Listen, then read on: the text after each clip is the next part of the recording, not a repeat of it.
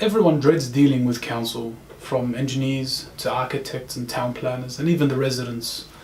It is quite known that councils are very pedantic on the smallest of issues. Here in the Canterbury-Bankstown district, the Muslim community unfortunately has to deal with some extra racism, as they call it, within the Canterbury-Bankstown Council.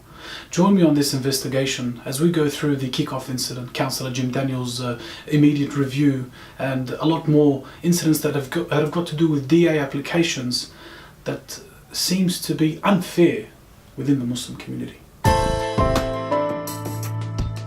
The United Muslims of Australia is a community organisation that began in Lakemba, in this site. They then moved out of this site when the landlord asked them to leave, and they came to here in Riverwood. In 2013, when the UMA moved to Riverwood in 36 Josephine Street, they had two futsal courts right behind me that were being used as a futsal area by the company named Kickoff.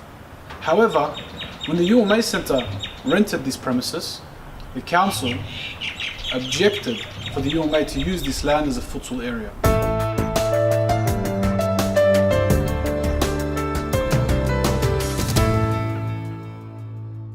Soon, within a month or so, we had council straight away call us and say, "Look, what are you doing?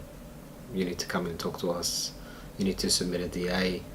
There was an existing DA in place for futsal, for soccer courts that they were at the front there, and there was an existing approval in place, and they told us that we couldn't use it.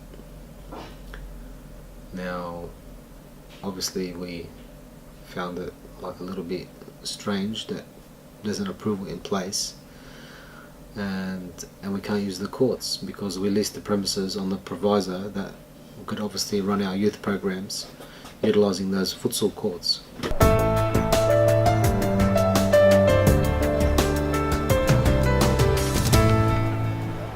For so many years, this site was being used as a bowling club where they would sell alcohol, and they had poker machines inside the premises. All that time, the company was operating without a DA. As soon as the UMA moved into this premises in 2013, and they were no longer using it to serve alcohol or to entice gambling, the council then requested for the UMA to apply for a DA so they can continue using this land. Council tightened up a little bit with places that don't have existing DAs, and pretty much we were asked to shut the whole operation down.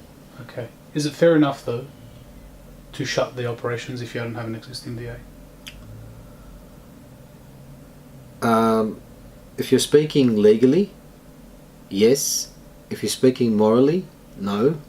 And the reason why I say that is because there was a bowling club operating in that premises for 50 years that did not have a DA, and they were serving alcohol, and they also had poker machines on the premises.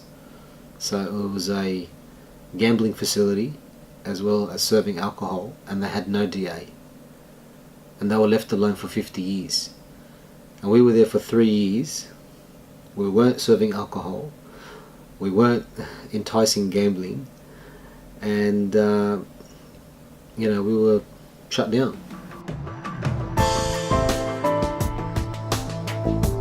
The UMA then moved to Padstow, and it is here where they found some more issues with the council. As soon as the UMA bought this property, Councillor Jim Daniels requested an immediate review on zoning within industrial areas where they allow places of public worship.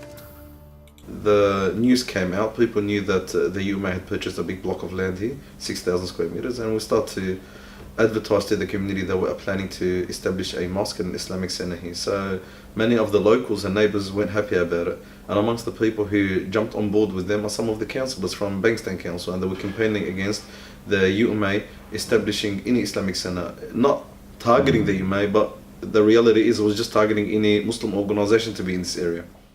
The church behind me bought another property in Gatwood Close here in Padstow, only a few streets away from Enterprise Avenue where the UMA bought their property.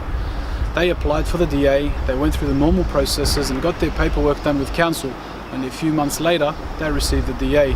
On the contrast, the UMA Centre applied for their DA, went through the paperwork and went through with all the council requirements, but unfortunately they had to go to the Land and Environmental Court so they can get their issues resolved.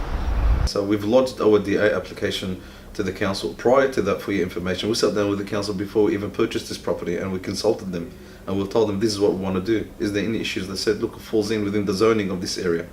Unfortunately, after we purchased this property and we lodged the DA, we lodged our application, the council wasn't really that cooperative with us, and because of the high tension that took place in the community where a lot of people were against and opposing this project and development, the council started to, or they were put in a position where they didn't want to say yes and they didn't want to say no. They didn't want to say no because they knew that we fall in that zoning, and they didn't want to say yes because they didn't want to upset some councillors and some locals.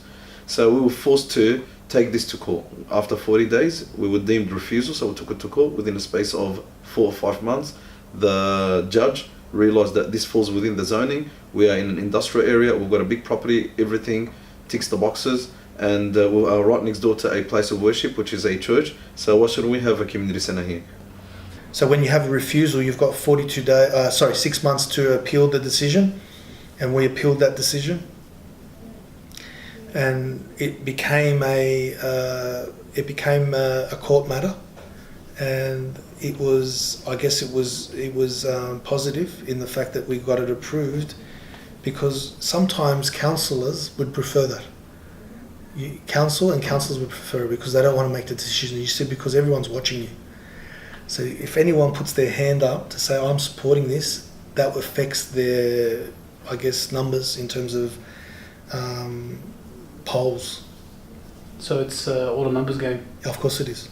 So it's not really about the concerns behind the actual development or the issues with acoustic noise and traffic? Absolutely. You don't buy into those items. It's all about tarnishing someone's record. When the UMA lodged their application, council decided to, in their search box when you search for a DA application, decided to put a hot link right underneath the box where you type in an address. So you wouldn't have to type in the address to search for the UMA application. You could just simply click on the hot link and go straight to the application, and then you could, type your concerns as to why it shouldn't be approved. This is the first time I've ever seen this happen in 20 years.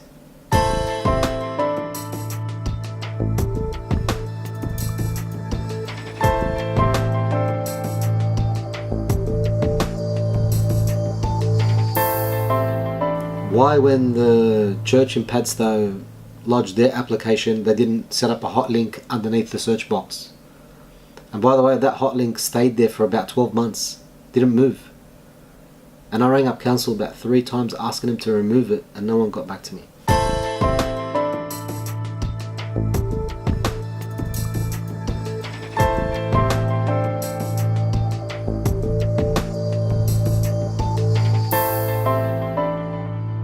Behind me is the Civic Tower in Bankstown.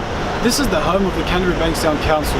Now, I went to the council and I asked them questions about the allegations the Muslim community have put forth in terms of DA and the unfair go that they have been facing with DA applications. The council didn't refuse to answer my questions. However, they requested that I ask them in writing. And after I asked them the questions in writing, the response was quite different. I exchanged a number of emails with the media personnel from Canterbury Bankstown Council. She requested that I ask my questions very specifically, and then she replied by saying that Canterbury Bankstown Council is too busy to answer my questions.